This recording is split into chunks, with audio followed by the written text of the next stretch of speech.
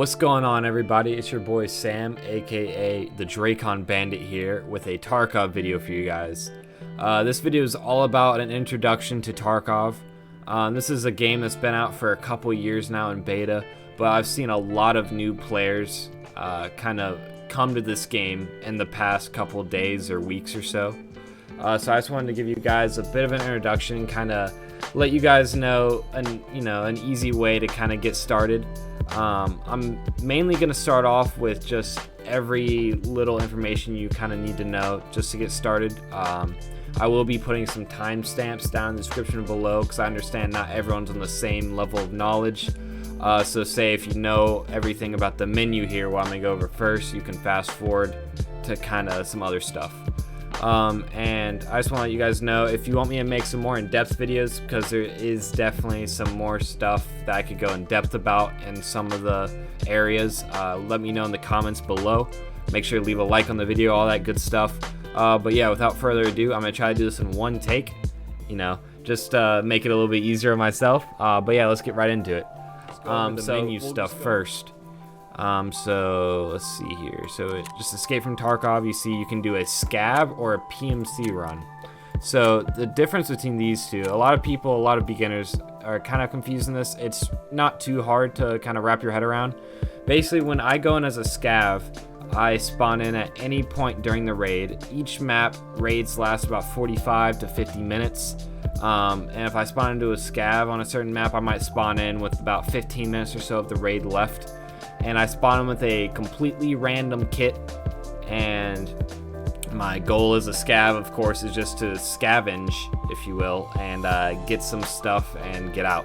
And the whole point of this is you're not using your main character, so none of your skills or whatever will be upgraded using the scav. The whole point of using your scav run is to make a little money, get a little loot on the side, and maybe you could use some of that loot for your PMC run. And then the other run is a PMC run. This is with your main character. This is how you do quests.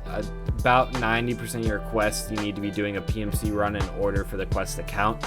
And you also have skills within the game that you can level up, and your PMC is what you do, or the raid you do to upgrade your skills.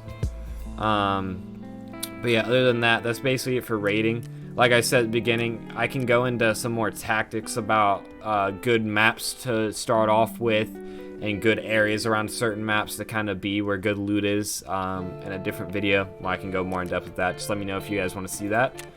But yeah, we're just going to continue with the menu here. So the next area is your inventory and your stash.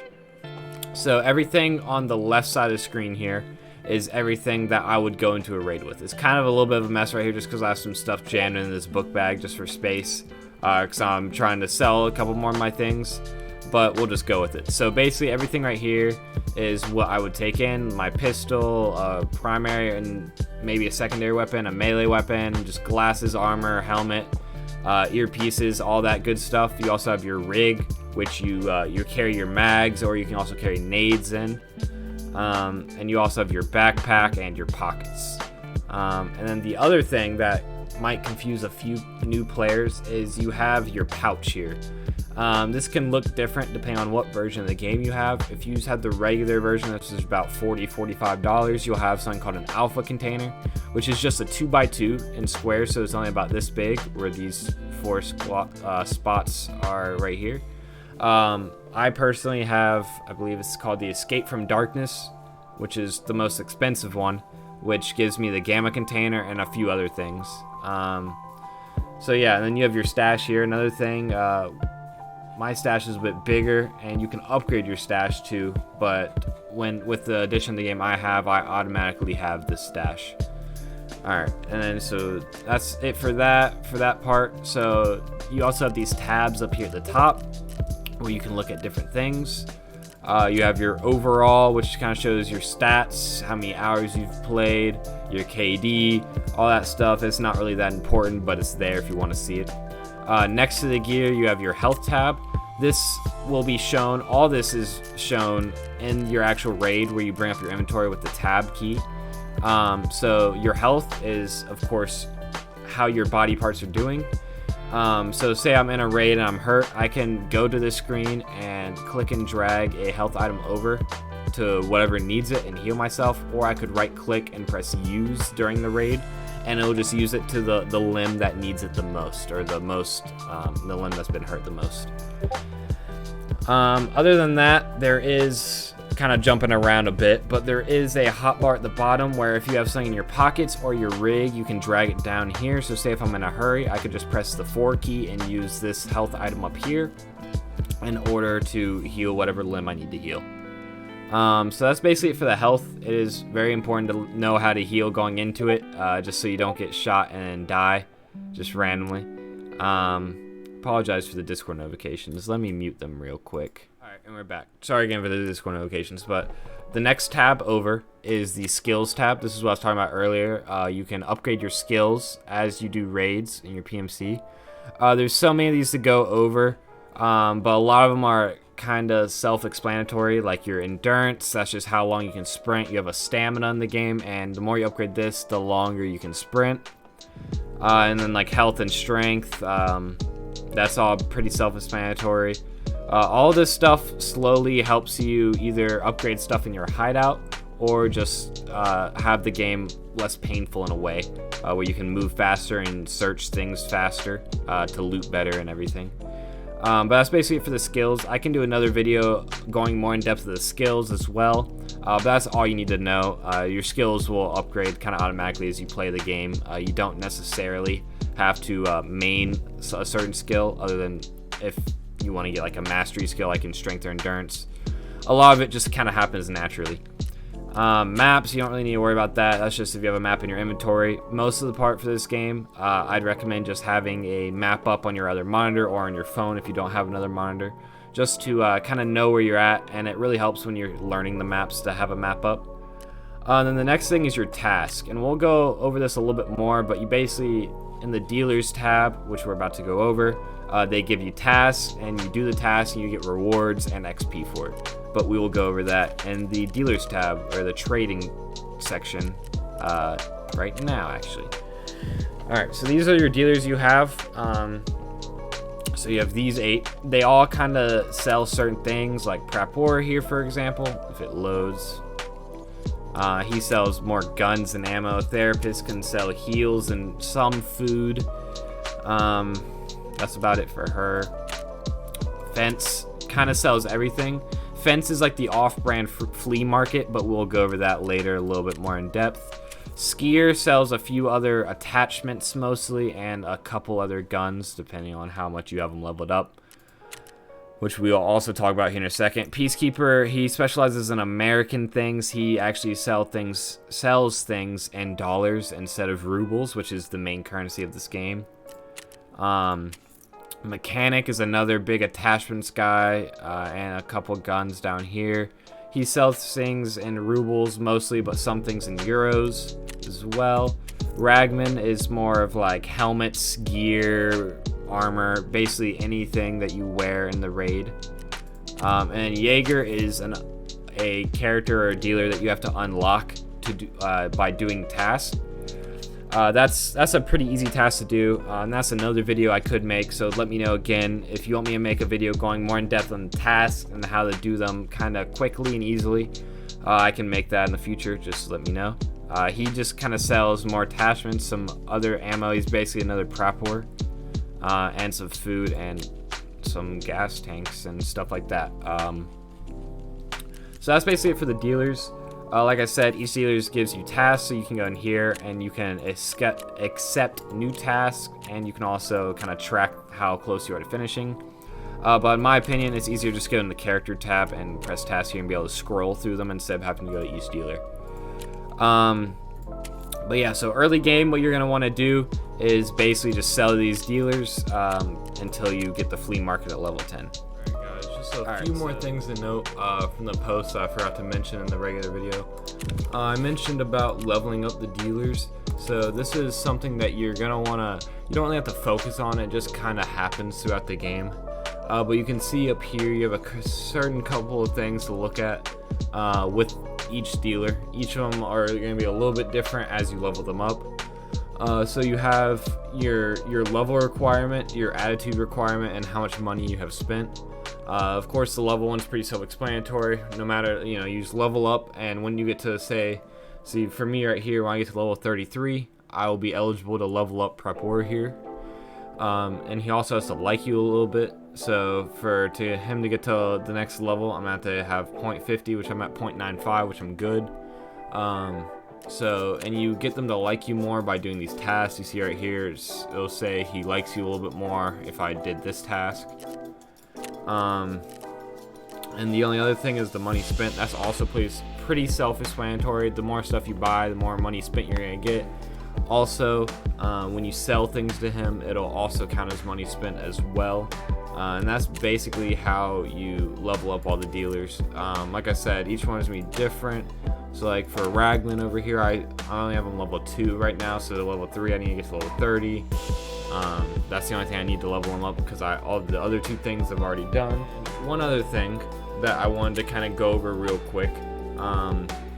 So you're gonna see a lot of items like right away, and the best way to kind of figure out whether that item's worth keeping or just selling for the money is using the wiki. So there's a Tarkov wiki that'll have all the missions. If there's ever a task or something that you don't really know what to do, so say there's some of them that aren't too in-depth, like find the first signal source.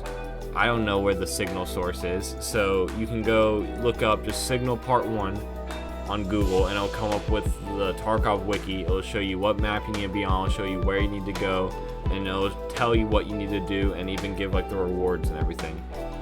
So the wiki will be your best friend. Not only that, you can go in the wiki to see like if this item's worth keeping, if you need this item for a quest in the future, so just to make sure you don't sell it. So the thing with that is a lot of things, kind of jumping around a little bit, but there's also another thing. There's some missions where you have to find things found in raid status, and what that basically means, it needs a little check mark down here to notify that this item was found in raid. This kind of just makes it so the player can't buy stuff from the flea market when they have to turn something in for a task. There's certain missions where you have to get something found in raid, like an example right now.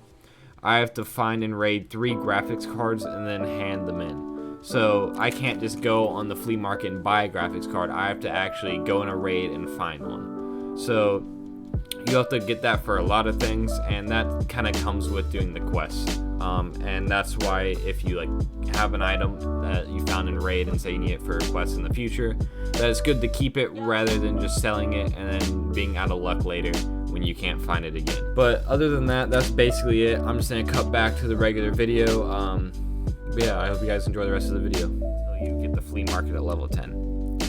Alright, so the next thing we're gonna go over, so we have our hideout. We'll go over that in a second. But now we'll kind of move to some of these tabs at the bottom. So this is basically your character, same thing we've gone over, dealers, same thing we've gone over. So now you have the flea market and the presets. So the flea market, this is what it looks like.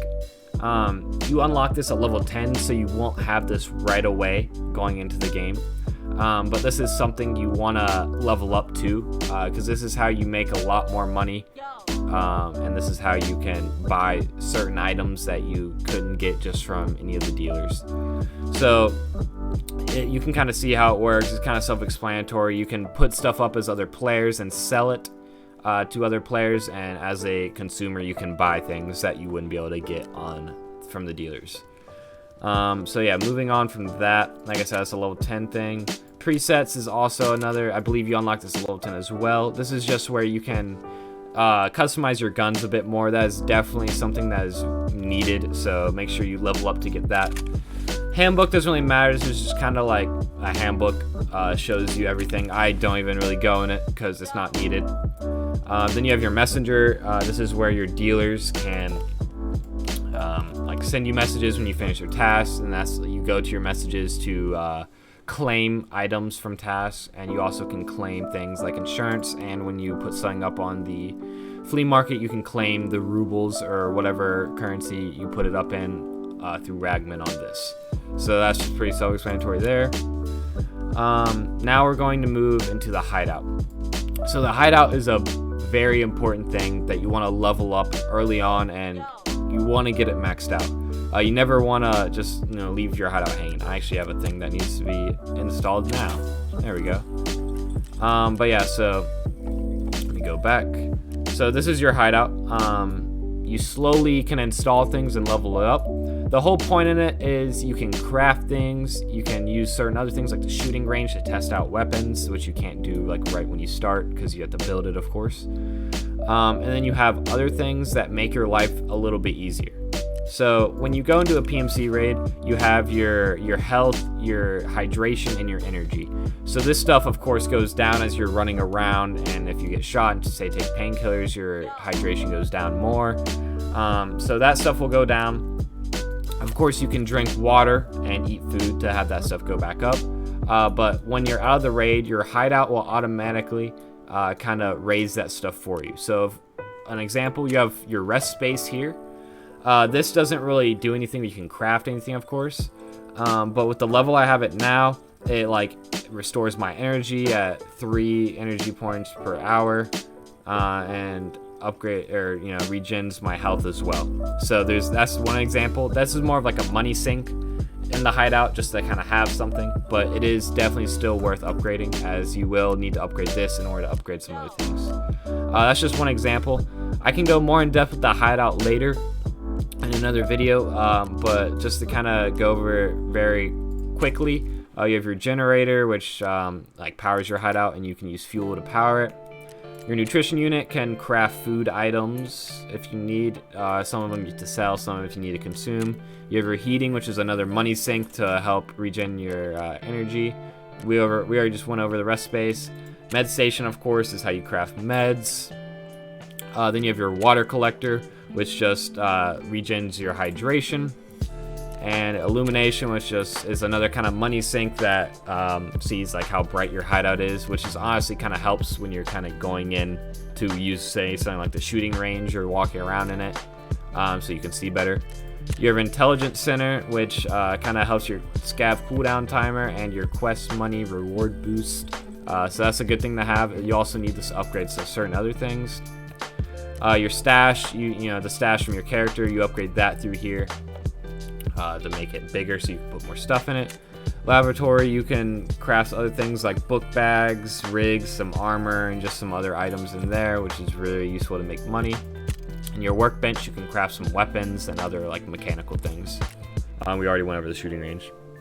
That's basically it for the things I have. The only things I don't have right now is solar power, which helps your generator. The library, which kind of helps you with your skills, keeping your skills up.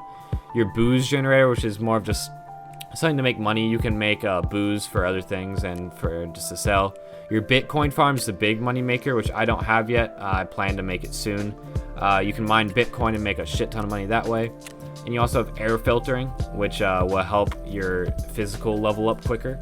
When I've seen in other videos and firsthand that helps a lot, leveling up your endurance skill a lot, so you can start leveling that up easier and you can run longer. So that's pretty much it for the hideout. Other than that, that's basically it, guys, for the menu stuff. Some other things to go over. So back kind of to the raid area. When you're ready to go on a PMC raid, you have all these maps here. Some of them aren't available yet because the developers are still working on them. But a good map to start off with. Customs, a lot of people try to go there first. That's not the best map to, it's an easy map to learn, but it's a big PvP war zone. So I'm not going to say don't go there, but it's just beware. You're going to run into a lot of players and you're going to get your shit kicked in a good amount. Factory, a lot of people start Factory. Please don't start a Factory. It's the smallest map in the game. It's very hectic. If you want to get better at PvP, that you can go there maybe for your scav run, try to get better with the gunplay in the game. I'd recommend doing that. But don't waste your PMCs early on when they're all your stuff is very useful. Just don't waste your stuff going there. Woods is an okay map. It has some good loot. It's a very big map with the recent expansion. Just make sure you have, like I said at the beginning of the video, make sure you have say a map of it up on your other monitor or on your phone, just so you can kind of try to figure out where you're at and then kind of know where you are on the map, with some landmarks. and that isn't easy. It'll come with time though. Interchange is another really good map that you can do money runs on early on. I recommend doing your scav runs here. Not even really going to the mall. The middle of the map is a huge mall with a bunch of stores that can be very confusing. I still don't really know it that well. I'd recommend using your scav here, just going around the outside of the mall, figure out where the secret caches are on the map, and that can really help make some good money there. I've made a lot of money on interchange. But one more thing I'd like to go over with raids, with insurance. So you can insure things through Prapor or Therapist, those two dealers. I believe there's not too much of a difference between them. I usually use Prapor for my insurance. I believe the timer of like how long you have to claim it is a little bit different. But this, you can basically insure your gear if you die, and the only way you actually get it returned is if it doesn't get picked up by another PMC. If it gets picked up, it's gone forever. If it doesn't, in 24 hours or so, you will get it back through your messenger app, or your messenger little thing down here, and then you'll have it back. This is very useful, especially early on, because honestly, a lot of the higher level PMCs don't want your gear, so they'll just leave it on you, and you can get it back, and you can use it again the next day. So please use that as much as possible. It does cost money, but it's definitely worth it to pay about 20, 30, even up to like 50K, depending on how big your kit is, to insure it, and then you could easily make double that in the raid, if not more. But yeah, that's basically it for the basic things in this game. Like I said, let me know if you want me to go more in depth with certain things, and I can make more in depth videos. I can make kind of like map, go through the maps and kind of show you guys to kind of help you know where you're at a little bit easier.